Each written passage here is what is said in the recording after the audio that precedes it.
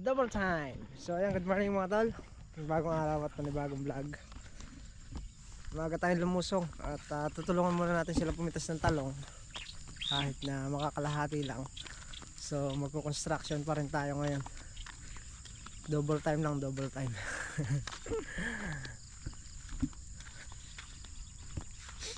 Konti lang din kasi yung mapipitas ng talong. Siguro buenas na yung makasampo. O kahit matulungan lang natin sila, kahit hindi na matapos, kung oras na ng construction,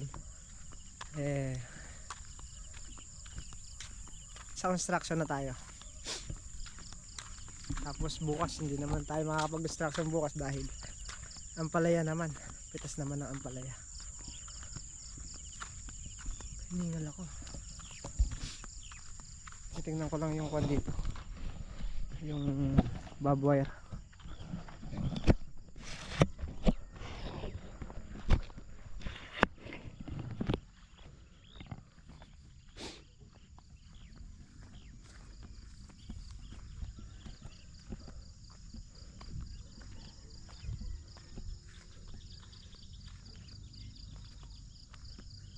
Kasi sinasabi niya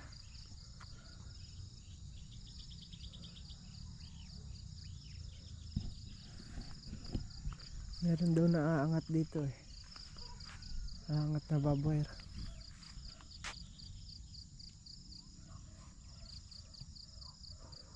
Talaga hindi magsipagtanim ng mga sariling tanim para maranasan nila yung pagod. Eto siguro yan. Eto, nadadaanan to.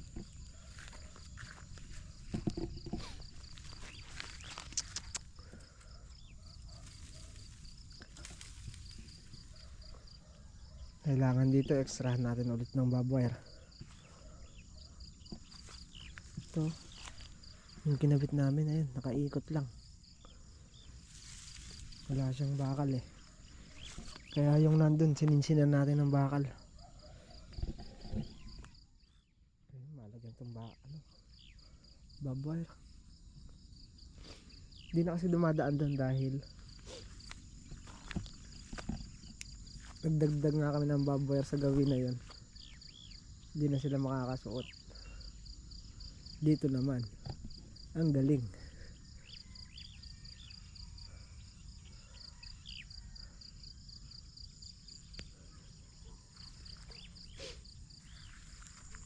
Kaya alambre tayo.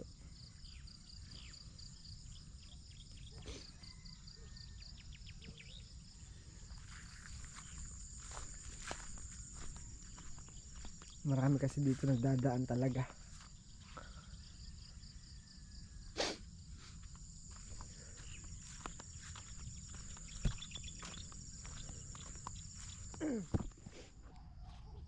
Ayan, time check tayo. Alas 6. Kahit hanggang mga 7:30 lang tayo pumitas.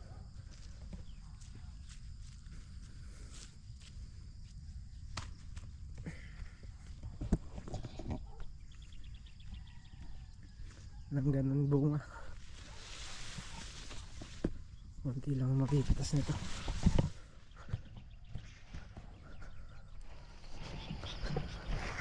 Maganda pang di na ini-spray yung talong. Gumaganda yun. Kaya lang talagang may sira niyan. Hindi na maaalis. May sira na talaga.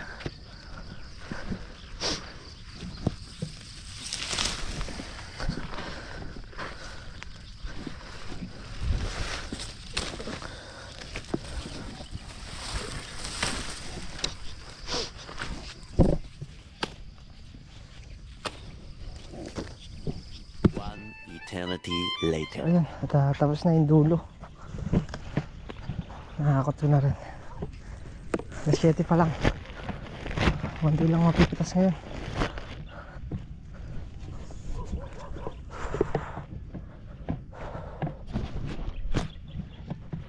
Tayo. Tapos na to. Ayan na.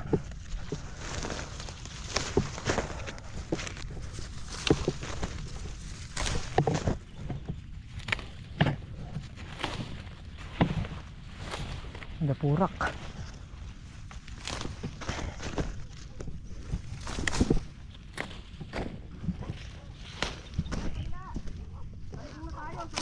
Tapos na yan.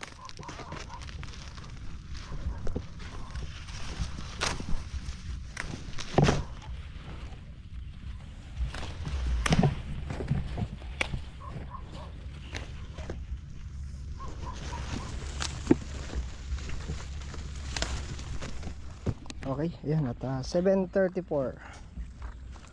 Matapos na namin yung kalahati. Magpapanibagong layout tayo dito sa may kambing. Bababa yung 4 na poste. Bali yung hukay nung nila nakaraan, mababaliwala. Hukay ulit ng panibago. Hindi. Saan? Dito, adjust tayo 1 meter dito.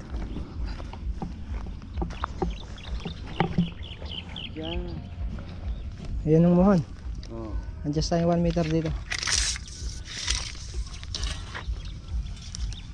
Tapos yun, nandun naman sa dulo. Adjust ng wall. Papasok naman dito.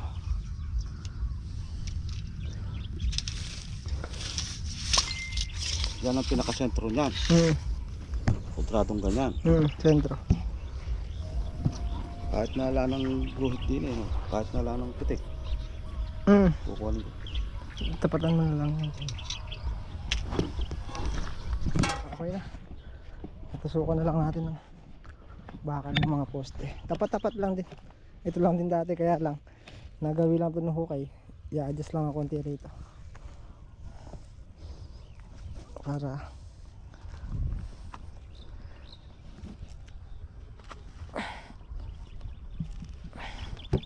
yan, yun lang yung dating hukay. Na-adjust lang siya rito.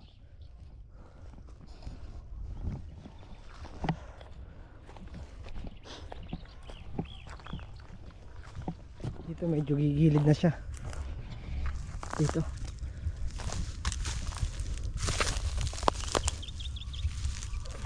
Medyo gigiliran na niya yung kwan. Yung tatlong ay dalawa hulog.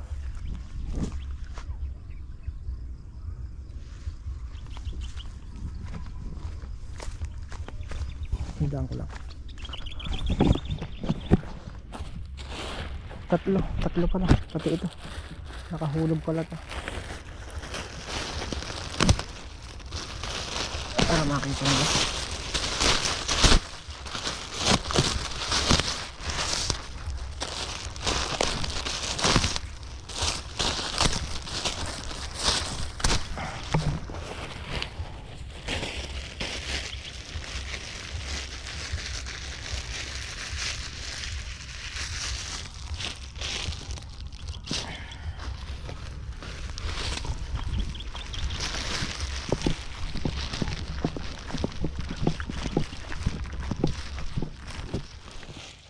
Nakababa to. Di bali magtataas na lang tayo ng poste.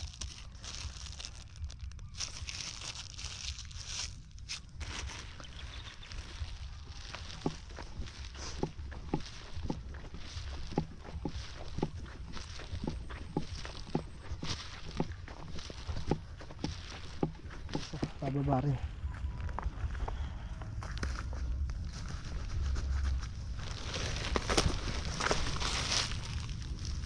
Uy!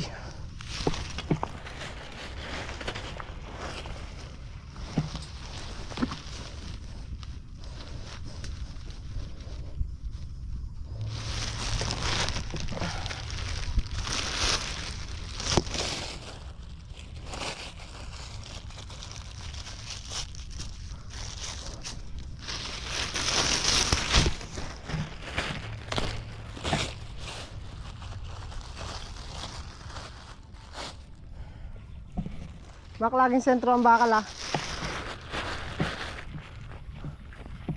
Na, laging sentro. Laging nasa sentro ang hukay. Ang magiging poste natin na. Ay, may mga tandang mga plastic. Yung mga bakal. May mga bakal na yan. So ayan, at okay na. maghuhukay muna silang dalawa, si Makmak at saka si Kuya Ruel. Ako magbabaklas muna ako ng forma, yung binuhusan namin 3 kahapon, para mailipat ko dito sa dalawa habang naghuhukay sila.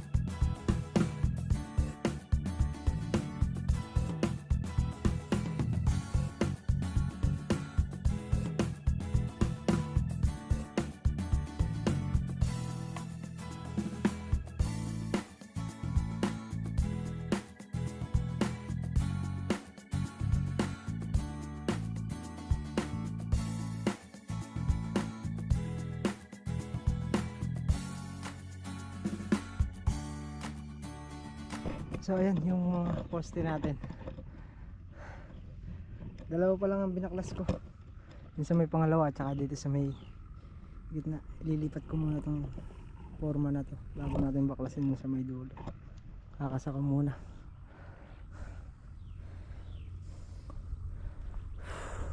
Ayan, may mga pasobra siyang bakal para kung maglalagay man ng solar may kakapitan.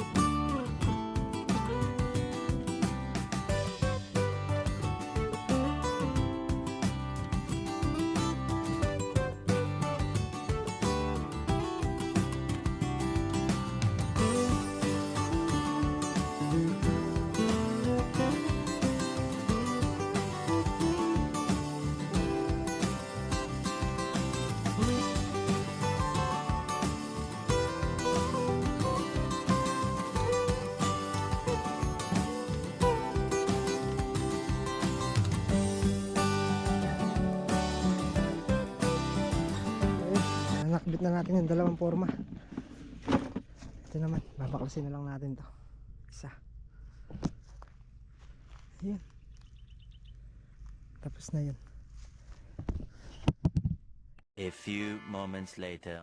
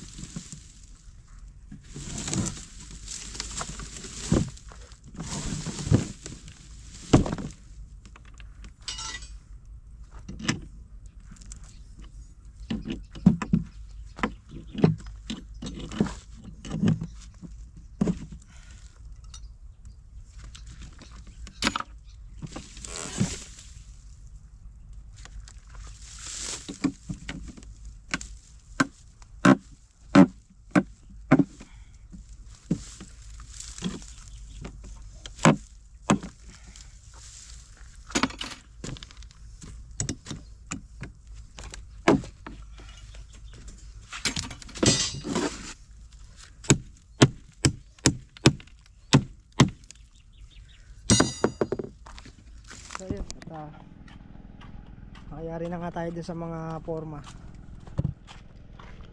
Nakapag ano to? Napormahan na natin dalawa.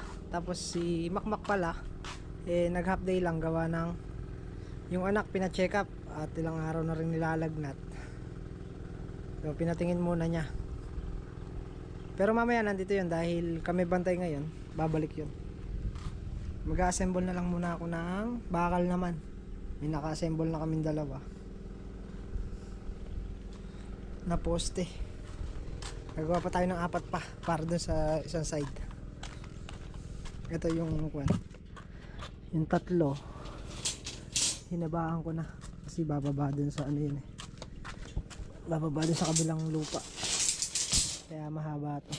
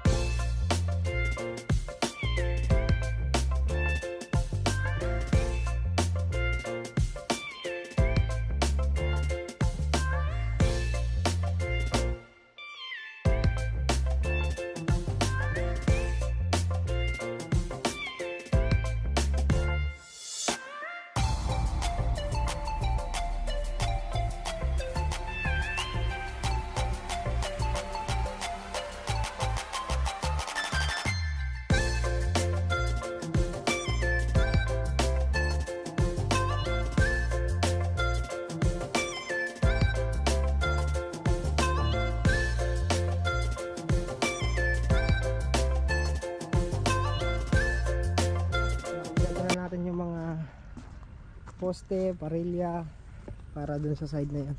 So tingnan natin yung hinukay nila. Natapos na rin yung 6 na hinukay, 6 na poste.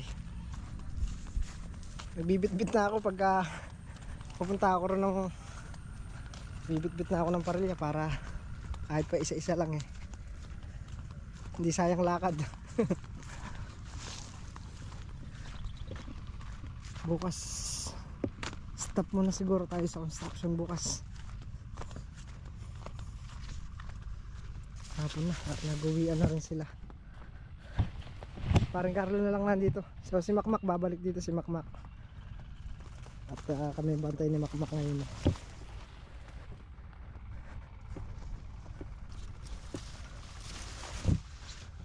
Nakakutan ko na rin ng parilya yung sa may dulo rin, saka dito sa pangalawa.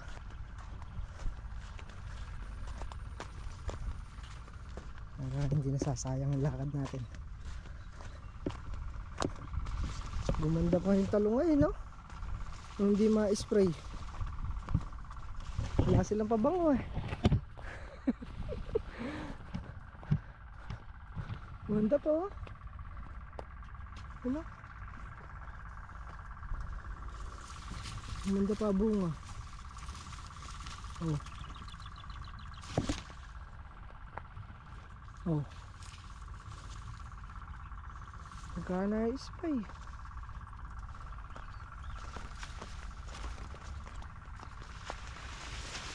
Nasisira. Parang Carlo nagsilong na rin ako. Silong na rin ng kambing. 1, 2, 3, 4. 1, 2.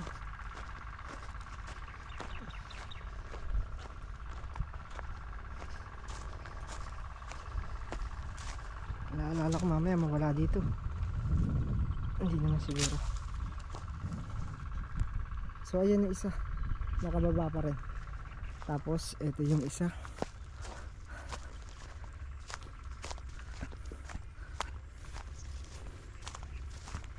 Natapos ng hukayan.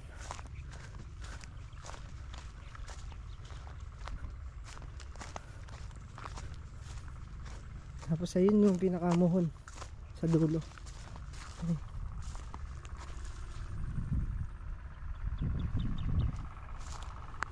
Ang mangyayari sa susunod na araw niyan eh, puro buhos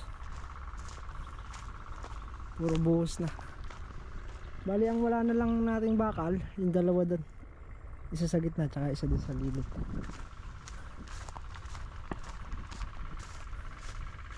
Yung dalawa talaga bumaba, yung pangatlo ng gilid.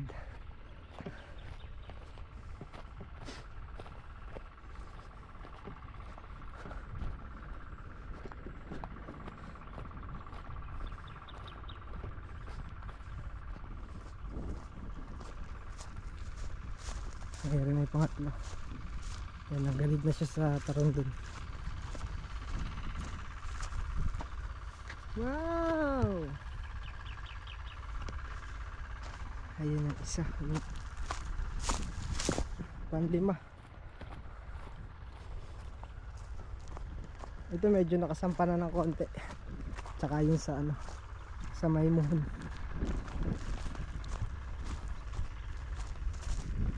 Nagdoble hukay dito eh. Yan. Kaya ganyan kaluwang.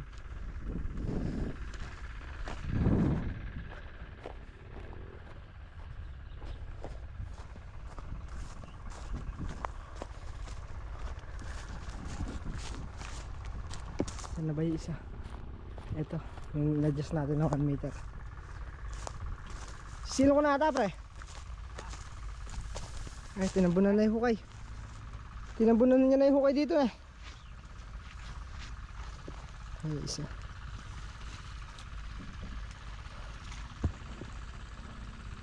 Tapos yung dalawang forma dun, tapos na rin yun. Buhusin na rin yun. Kaya puro buhos na. Balik kukulangin pa rin yung ano natin, yung graba tsaka buhangin. Tigisang L pa siguro. Para dun sa dulo. Kaya lang problema. Ito, hindi na makakababa dito yung ano, yung elf.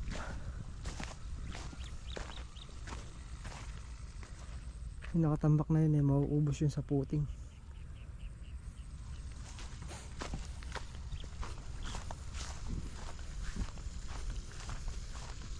Nagbaha si paring Carlo. So yan, at tayo papaalam na rin. Babantay na lang naman tayo. So si Makmak kaya papunta na rin. Ayan, muli po hanggang dito na lang ating vlog. At maraming po salamat sa walang sawang support at panonood. Kita po ulit tayo next upload. Ingat po lahat at God bless po. Bye.